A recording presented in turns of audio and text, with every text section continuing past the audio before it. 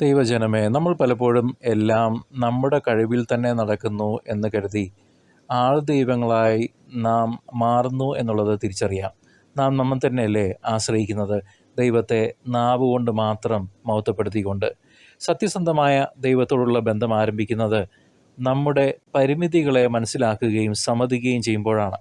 ദൈവത്തിൽ മുഴുവനായി ആശ്രയിക്കുമ്പോൾ, സമ്പൂർണ്ണമായി ആശ്രയിക്കുമ്പോൾ, പൂർണ്ണമായി വിധേയപ്പെടുമ്പോൾ നാം ഡിസിപ്ലിൻഡായിട്ടുള്ളൊരു ലൈഫ് ലീഡ് ചെയ്യുന്നു. സമ്പൂർണ്ണ സമർപ്പണത്തിൽ ദൈവം പറയുന്ന എല്ലാ കാര്യങ്ങളും, പിതാവായ ദൈവത്തിൻ്റെ ചട്ടങ്ങൾ പാലിക്കുകയും ദൈവത്തിന് വേണ്ടി ജീവിക്കുകയും മറ്റുള്ളവർക്ക് ദൈവസ്നേഹം പങ്കുവയ്ക്കുന്ന അവസ്ഥയിലേക്ക് പരിശുദ്ധാത്മാവ് നമ്മളെ നയിക്കുകയും ചെയ്യും. അവിടെയാണ് യഥാർത്ഥ വിശ്വാസം വളരുക. സ്വയം ആശ്രയം വിട്ട് നമ്മൾ തന്നെ ആശ്രയിക്കുന്നത് വിട്ടിട്ട് ദൈവത്തിൽ വിശ്വാസം വയ്ക്കുമ്പോൾ നമ്മുടെ ഹൃദയം താനെ സമാധാനത്തുകൊണ്ട് നിറയും.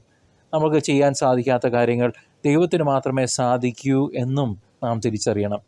അതിനാൽ ഭയം, ആശങ്ക, ആശയക്കുഴപ്പം എന്നിവ മനസ്സിൽ നിന്ന് താനെ മായുന്നതായി നാം തിരിച്ചറിയും. ദൈവത്തിന് ഒന്നാം സ്ഥാനം കൊടുത്ത് ദൈവത്തിന് എല്ലാം സാധിക്കും എന്നുള്ള തിരിച്ചറിവിലേക്ക് നാം വളരുമ്പോൾ നമ്മുടെ മനസ്സ് സ്വാഭാവികമായി ദൈവത്തിൻ്റെ ദാനമായ പരിശുദ്ധാത്മാവ് നൽകുന്ന സമാധാനത്തിലും വിശ്വാസത്തിലും നിറയുകയും ചെയ്യും.